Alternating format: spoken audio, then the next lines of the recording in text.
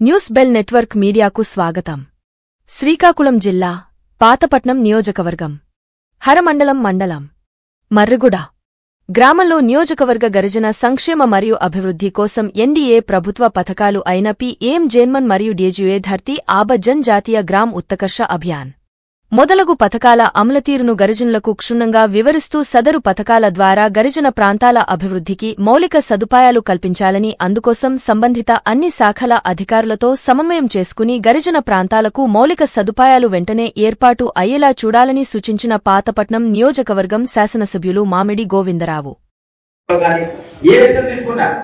గిరిజన గ్రామాల అభివృద్ధి చెందాలని ఒక తపంతో వాళ్ళు 80,000 కోట్లు మనకు చర్చించారంటే ఈ ప్రభుత్వం, ఈ ఎన్డీఏ ప్రభుత్వం, చంద్రబాబు నాయుడు గారు కానీ, లోకేష్ గారు కానీ, పవన్ కళ్యాణ్ గారు కానీ, మోదీ గారు కానీ గిరిజన సోదరులపై ఎంత ప్రేమ ఉందో ఒకసారి మీరందరూ ఒకసారి అర్థం చేసుకోండి.